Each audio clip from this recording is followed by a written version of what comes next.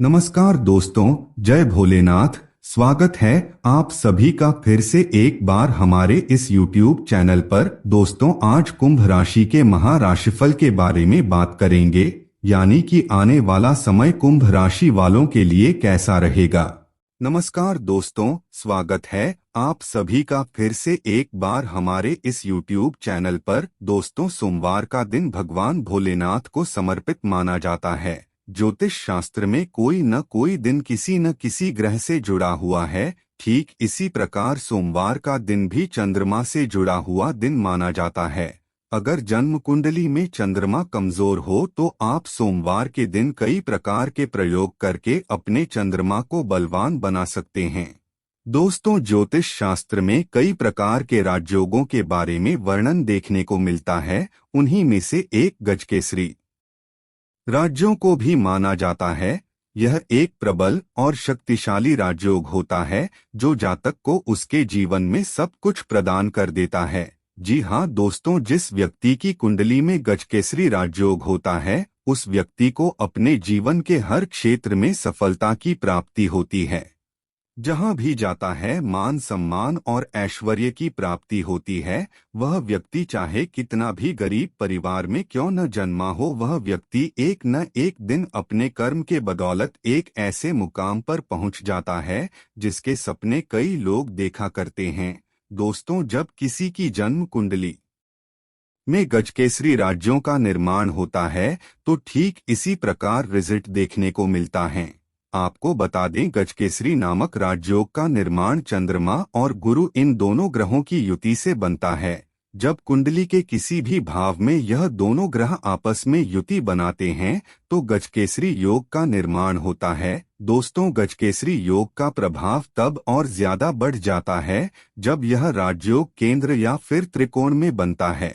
हालांकि यह एक दुर्लभ राजयोग माना जाता है जो किसी किसी की कुंडली में पाया जाता है।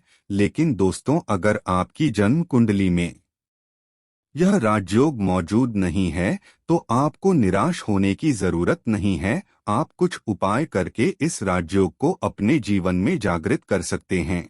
आज के इस वीडियो में हम आप लोगों को एक ऐसे ही शानदार और सरल प्रयोग के बारे में बताने जा रहे हैं जिसे करते ही आपको अपने जीवन में गजकेसरी के समान लाभ की प्राप्ति होगी। वैसे तो इस प्रयोग को आप किसी अच्छे अवसर पर भी कर सकते हैं, लेकिन सोमवार के दिन भी आप इस प्रयोग को कर सकते हैं। तो ऐसे में दोस्तों, सोमवार के दिन आपको ज्यादा कुछ नहीं करना है, बस चंद्रमा और गुरुदेव बृहस्पति इन दोनों ग्रहों से जुड़ी हुई चीजों को आपस में कनेक्ट करना है।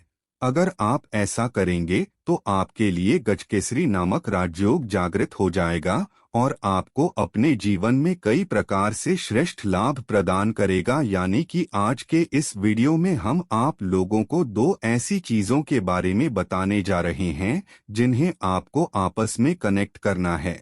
दोस्तों, एक वस्तु चंद्रमा से जुड़ी हुई है तो वहीं दूसरी वस्तु गुरुदेव बृहस्पति से जुड़ी हुई है। जब आप इन दोनों को आपस में कनेक्ट करेंगे तब आपके लिए गजकेसरी नामक राजयोग का निर्माण हो जाएगा। तो चलिए जानते हैं वह कौन कौन सी चीजें और किस प्रकार से उन दोनों को आपस में कनेक्ट करना है। लेकिन उससे पहले अगर आप चैनल पर पहली बार आए हैं तो चैनल को सब्सक्राइब अवश्य कर लीजिए, जिससे आपको समय समय पर इसी प्रकार की महत्वपूर्ण जानकारी प्राप्त होती रहे।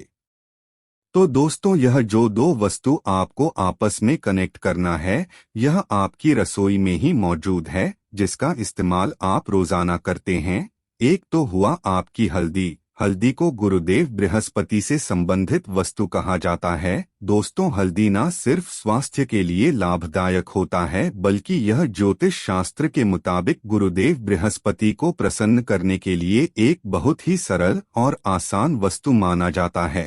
आप हल्दी के माध्यम से गुरुदेव बृहस्पति को बड़ी आसानी के साथ प्रसन्न कर सकते हैं। जिस प्रकार से दोस्तों गुरुदेव बृहस्पति विवाह के कारक ग्रह माने जाते हैं। जैसे अगर आपका विवाह नहीं हो रहा है तो आप रोजाना नहाने के पानी में एक चुटकी हल्दी डाल दीजिए और नहाना प्रारंभ करिए। 1 महीने तक अगर आप इस प्रयोग को करते हैं तो इससे आपके लिए विवाह का योग बनता है और आपके लिए शादी के नए रिश्ते आते हैं। ठीक इसी प्रकार से और कई प्रयोग होते हैं जिसमें गुरुदेव बृहस्पति को प्रसन्न करने के लिए हल्दी के इस्तेमाल की जरूरत होती है।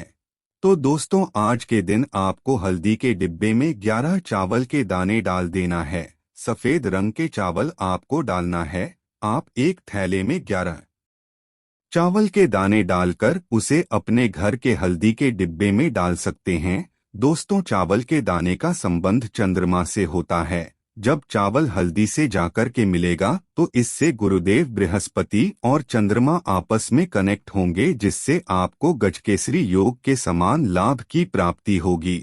दोस्तों, अगर आप हल्दी के डिब्बे में 11 चावल के दाने को नहीं डालना चाहते हैं तो ऐसी स्थिति में आप 11 चावल के दाने को एक थैली में रख दीजिए और उस थैली में 11 चुटकी हल्दी डाल दीजिए। इससे भी गुरुदेव बृहस्पति और चंद्रमा आपस में कनेक्ट हो जाएंगे, जिससे आपको ठीक उसी प्रकार से लाभ की प्राप्ति होगी। दोस्तों, ठीक उसी समय आपको 108 बार ओम सोम सोमाय नमः इस मंत्र का उच्चारण करना है। उसके पश्चात आपको इससे अपने पूजा घर में माता लक्ष्मी के श्री चरणों में रख देना है और जब आपको इस शुभ कार्य करें तो दोस्तों, उस समय आपको इस थैली को एक बार अपने हाथ में लेना है और माता लक्ष्मी के साथ भगवान बृहस्पति को प्रणाम करके आपको कार्य प्रारंभ करना है। निश्चित रूप से आपको उस कार्य में सफलता की प्राप्ति होगी।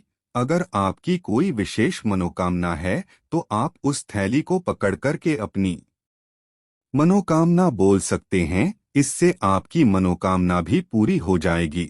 दोस्तों, अगर आपके घर में नकारात्मक ऊर्जा मौजूद है, नकारात्मक ऊर्जा के कारण घर की उन्नति बाधित हो गई है, हमेशा ही घर के बच्चों को डरावने सपने आते रहते हैं, हमेशा घर में लड़ाई झगड़े होते रहते हैं, तो ऐसी स्थिति में आप गुरुवार के दिन, सोमवार के दिन हल्दी में पानी मिलाकर के उसका स्वास्तिक अपने घर के मुख्य दरवाजे पर बना दीजिए। इससे आपके घर में मौजूद सभी प्रकार की नकारात्मक शक्तियों का सफाया हो जाएगा और आपकी घर के अंदर भी सकारात्मक ऊर्जा का संचार होने लगेगा, जिससे परिवार के सभी लोग आपस में मिलजुल करके और प्रेम से रहा करेंगे।